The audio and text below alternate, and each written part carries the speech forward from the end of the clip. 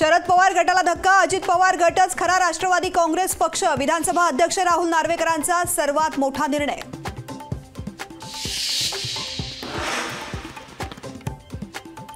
कायद्याच्या मार्गदर्शक तत्वानुसार हा निकाल, आव्हाड राऊत आदित्य ठाकरेंच्या टीकेवर उत्तर देण्यास बांधील नाही, राहुल नार्वेकरांची उपरोधिक टीका।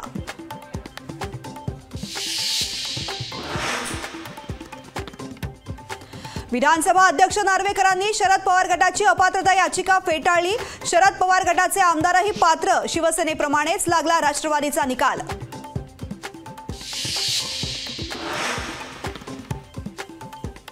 अजित पवार गटाचे सर्वच आमदार पात्र, अजित पवार गट हाच राजकीय पक्ष, विधिमंडळाच्या संख्याबळाच्या आधारे निष्कर्ष, अजित पवार गटाला दिलासा।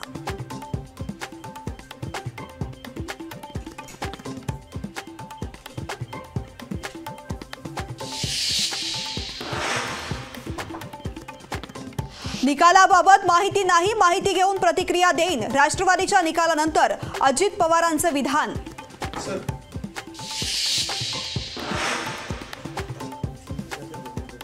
राज्याच्या राजकारणाचं वाटोळं करणारा निकाल, नार्वेकर धृतराष्ट्राच्या भूमिकेत जितेंद्र आव्हाडांची उपरोधिकपणे टीका।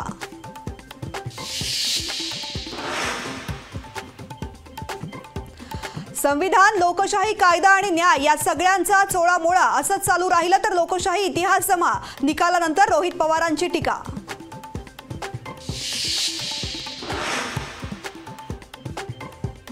राष्ट्रवादी अजित पवारांचीच, निकालानंतर राष्ट्रवादीचा जल्लोष, मुंबईत राष्ट्रवादीच्या कार्यकर्त्यांचा जल्लोष।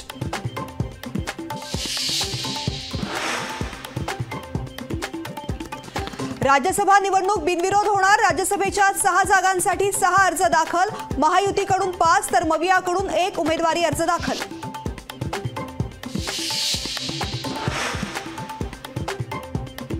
विशेष अधिवेशनात सगळे सोयरे शब्दाची अंमलबजावणी करणार का, हे शेवटचं उपोषण, माझं बरं वाईट झाल्यास सरकार जबाबदार राहणार, जरांगेंचा सरकारला इशारा।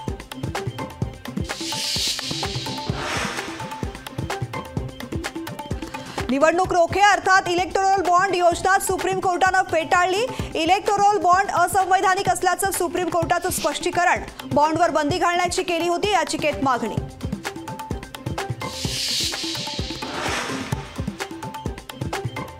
नाशिकमध्ये ठाकरे गटाला मोठा धक्का, बबनराव घोलप यांचा पक्ष सदस्यत्वाचा राजीनामा, लोकसभा प्रमुख पदावरून हटवल्यामुळे घोलपांचा राजीनामा।